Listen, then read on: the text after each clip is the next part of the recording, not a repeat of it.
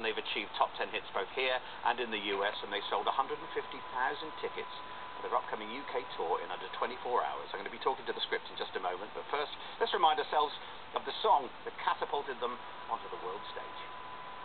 What am I supposed to say when I'm all choked up that you're okay?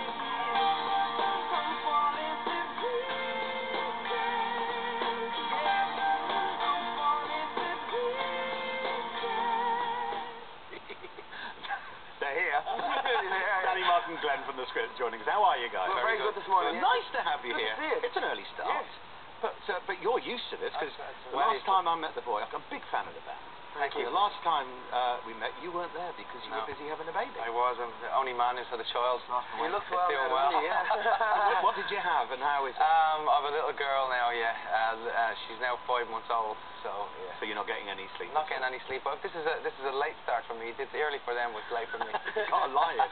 Listen, congratulations. Thank you very much. Thank you. The success of this. The second album looks set to be as successful as the first. It's unbelievable. We've been very, very lucky. And that's the tricky one, isn't it? Yeah, I mean, everybody says there's a lot of pressure coming into the second album. You know, as there tends to be nowadays in the industry, if you don't have a good second album, they'll just cut you, and that's it. You're gone, you know. So we were very, very lucky that we've got a very loyal fan base, people who love the songs, and people who came out in their in their droves to buy the second album. It was a big honour for us. You know, the first album going #1 was enough. We could have been like, you know, take me now, pretty much. Just never. But the second one, no, yeah. No, what you gonna take? Yeah. You want more, is it? Yeah. So where did you all meet together? Because you two were in the band first, when you. Yeah, well, oddly enough, actually, myself and Danny moved to Los Angeles, and we've been out in Los Angeles and America generally for around 10 years, producing and writing with lots of other bands. Yeah. So we'd kind of relinquished everything up to just writing for other artists, really. Which must be really frustrating. Yeah, it is. When you write a song which you have poured your own emotions and heart into, and somebody else comes along to do it, it's very hard for them to be an actor and, I suppose, play that role. So it's easier for us to sing and perform our own music, you know. Then Glenn, around 2005, came out. January 2005, yeah, Mark invited me out for a little kind of what he called a holiday. As soon as I got there, straight to the studio. Yeah. There was no crack. There was no crack. No crack at all. And we just clicked. It just really clicked musically for us. It was kind of like that. It was something that we were looking for all our lives. It was like the pieces of a jigsaw. Because with you guys, it is the music, it is the sound of the music, and you really do have such a distinctive sound. What influences are there?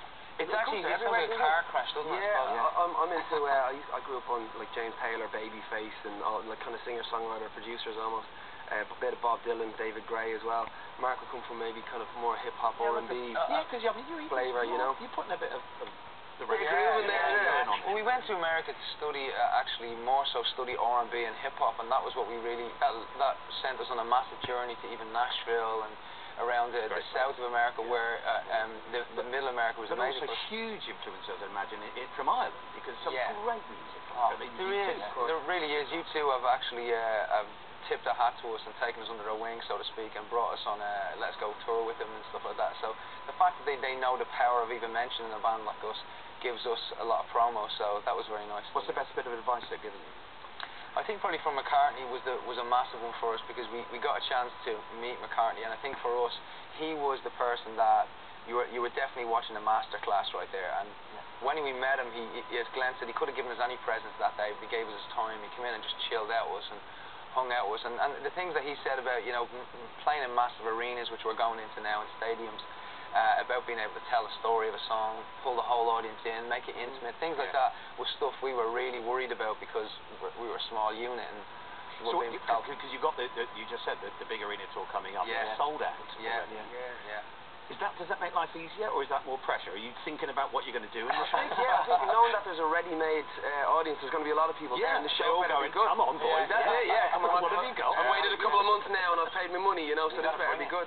But, you know, again, I think what you're going to see with the live shows is exactly the same as it's been, you know, just real honest, three lads on stage, just like playing our hearts out.